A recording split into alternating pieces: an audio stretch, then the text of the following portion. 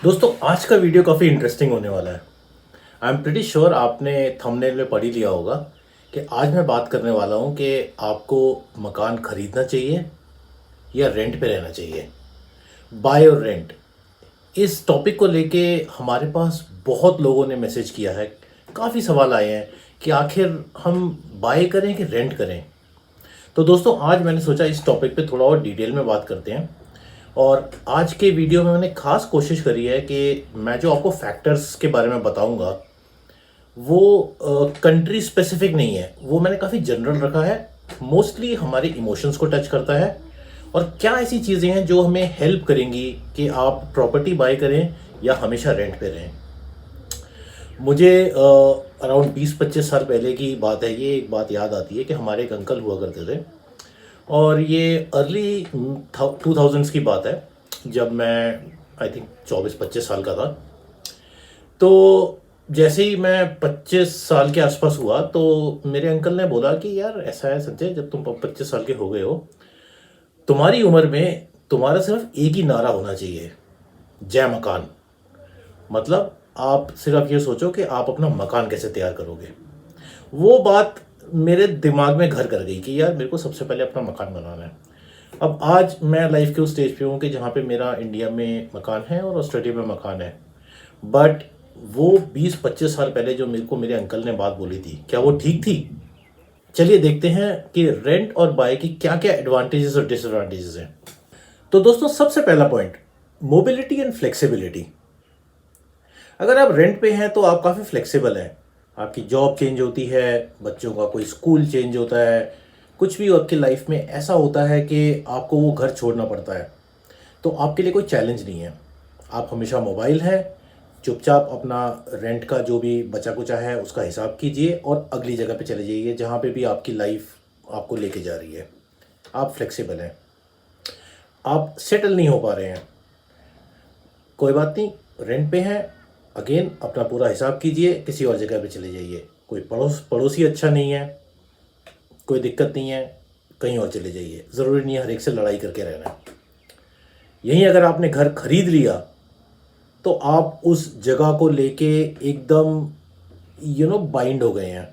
आपको वहीं पे रहना है, जो भी छोटी मोटी दिक्कतें हैं, बड़ी दिक्कतें हैं, उनको सॉल्व करना है।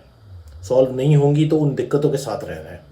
तो मोबिलिटी एंड फ्लेक्सिबिलिटी एक ऐसी चीज़ है कि अगर आप रेंटल हैं तो वो आपको ज़्यादा सूट करती है। वहीं अगर आपने घर खरीद लिया है तो आपकी मोबिलिटी एंड फ्लेक्सिबिलिटी कंपैरेटिवली कम हो जाती है। अगला पॉइंट, मेंटेनेंस कॉस्ट। अगर आप रेंट पे हैं तो आपकी मेंटेनेंस कॉस्ट कुछ ज़्यादा नहीं है। आपको घर में अगर कोई भी मेजर प्रॉब्लम है, छत लीक कर रही है, दीवारों को कुछ पेंट कराना है, चुपचाप अपने लैंडलॉर्ड को फ़ोन कीजिए, टेंशन फ्री होके उसको सीधा बोलिए मेरे घर में ये प्रॉब्लम है, इसको ठीक करवाइए। और जनरली लैंडलॉर्ड ठीक करवाते हैं।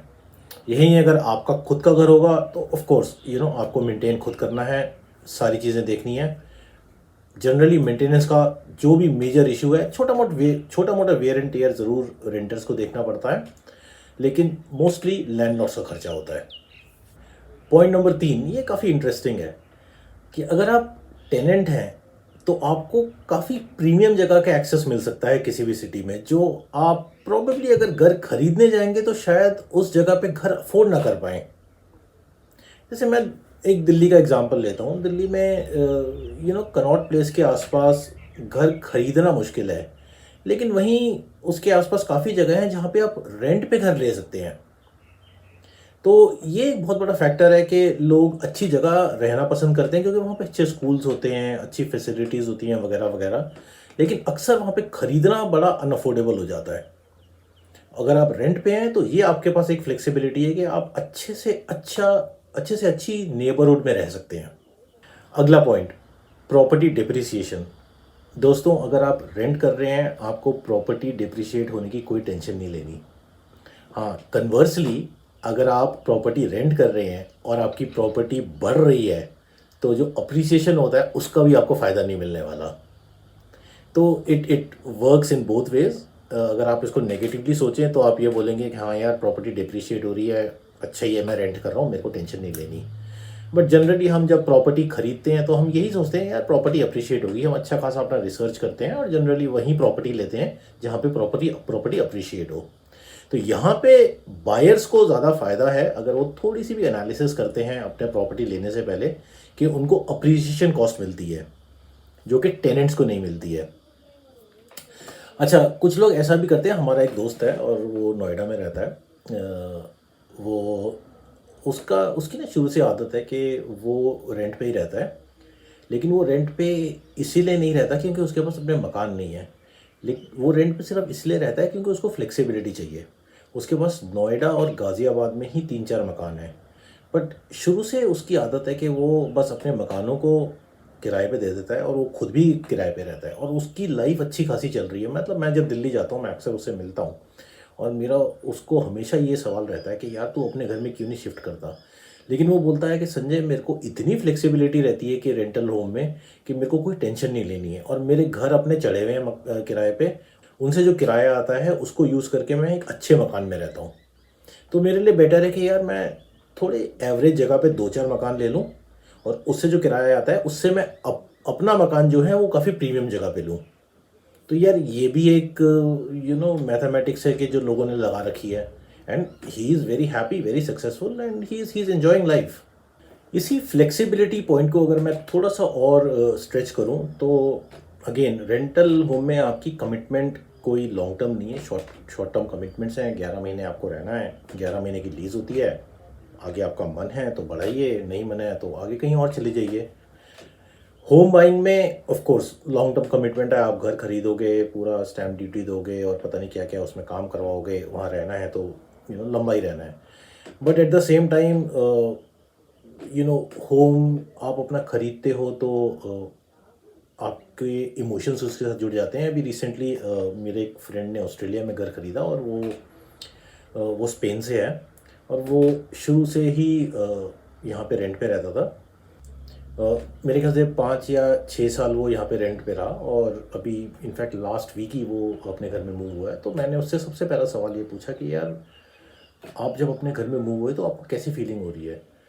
तो वो कहता संजय कि मैं मानता हूँ मेरी फ्लेक्सिबिलिटी कम हो गई है, मेरा ईएमआई काफ़ी कट रहा है, लेकिन जो घर खरीदने का मज़ा है, जो आपको एक फीलिंग होती है कि आपने लाइफ में कुछ अचीव किया है कि हाँ यार ये मेरा घर है, मेरे को यहाँ से कोई निकाल नहीं सकता, मैं अपने घर में कुछ भी करूँ, मैं अपने घर में दीवार पे कोई होल करके फ़ोटो टांग दूँ या लिटरली कोई भी चेंजेस करूँ, कुछ भी मॉडिफिकेशन करूँ, मुझे किसी को कोई एक्सप्लेनेशन नहीं देनी है।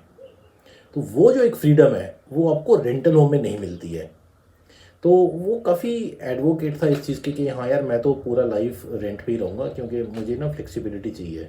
लेकिन वो जैसे ही अपने घर में मूव हुआ उसका 1 मिनट में इमोशनल एंगल चेंज हो गया। वो कहता नहीं यार जो मज़ा अपने घर में है वो रेंटल होम में कभी आ ही नहीं सकता। और ये मैं सिर्फ इसलिए बोलता था क्योंकि मैंने एक ही तरफ की लाइफ देखी थी रेंटल होम की, मैंने कभी अपने घर में तो शिफ्ट होकर देखा ही नहीं था। बैलेंस है, दोनों जगह बैलेंस बनाना पड़ता है। अच्छा, जब आप अपना घर खरीदते हैं तो आप आप पूरा सिर्फ घर ही नहीं खरीदते, मतलब आप साथ में पूरा एक मेंटेनेंस पैकेज भी आपको लेना पड़ता है। फॉर एग्जांपल आप घर लोगे या तो आपको इंश्योरेंस वगैरह भी लेना है। इंश्योरेंस के साथ साथ आपको उसकी एक मेंटेनेंस फ़ी भी देनी है जो यहाँ पे हम काउंसिल को देते हैं। इंडिया में प्रॉपर्टी टैक्स करके होता है, वो हम देते हैं। तो हर साल, हर महीने या हर 3 महीने कुछ ना कुछ ऐसा बिल आता रहता है जो आपको घर को सिर्फ मेंटेन करने के लिए चाहिए। ये चीज़ रेंटल में नहीं है। रेंटल में आपने चुपचाप रेंट दिया और बाकी मकान मालिक की हेडेक है कि यार वो मेंटेन करेगा, उसने जो करना है करेगा और जैसे भी है, मेरे को तो मेरा घर चाहिए और मैं घर में रह रहा हूँ, मेरे को बाकी सब किसी चीज़ की चिंता नहीं है। तो ये एक ज़रूर मैं बोलूँगा कि अगर आप अपना घर खरीदते हो तो उसके साथ एक डिसएडवांटेज है। एक इम्पॉर्टेंट पॉइंट है कि आप कुछ भी चीज़ लाइफ में करते हो, खरीदते हो, तो सबसे चीज़ है कि आप उससे एग्ज़िट कैसे करो। रेंटल घर ये है कि उसमें जो एग्ज़िट है वो बहुत ईजी है। अगर आप अपना घर खरीदते हो तो उससे एग्ज़िट करना बड़ा मुश्किल है। कि रेंटल में तो ठीक है, आपने अपना रेंटल बॉन्ड को ख़त्म किया, तोड़ा और अगले जगह चले गए। घर खरीदना मतलब घर बेचोगे, प्रॉपर्टी डीलर ढूंढोगे, कोई अच्छा बायर ढूंढोगे, मतलब मैंने भी रिसेंटली अपना घर बेचा है, और मैं तो खैर यहाँ पे ऑस्ट्रेलिया हूँ, मैंने इंडिया में घर बेचा।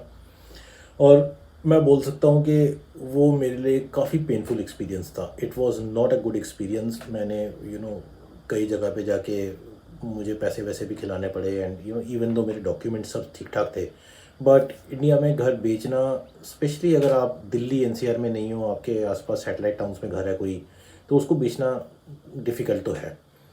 You have to take care of lot of things while selling a house. खैर एनीवे, जैसे मैंने आपको बताया कि मेरा तो यहाँ पे घर है, मेरा इंडिया में भी घर है, लेकिन मुझे आज तक ये इस बात का आंसर मिला नहीं कि मैंने घर खरीद के अच्छा काम किया या मैं हमेशा रेंट पे रहता, और जो मैंने पैसा घर पे लगाया उस पैसे को मैं कहीं एफडी कर देता या कहीं और इन्वेस्ट कर देता, और उसके इंटरेस्ट से अपनी लाइफ आगे रहता। तो दोस्तों, होपफुली मुझे उम्मीद है कि आपको आज का वीडियो पसंद आया होगा, और आप लाइफ की जिस भी स्टेज पे हैं, होपफुली ये आपको वीडियो हेल्प करेगा ये डिसीजन लेने में कि आपको बाय करना चाहिए या रेंट करना चाहिए। तो दोस्तों, अगर हमारा वीडियो आपको पसंद आया है तो आप प्लीज़ हमें लाइक, शेयर और सब्सक्राइब कीजिए, और मिलेंगे आपसे अगले वीडियो में।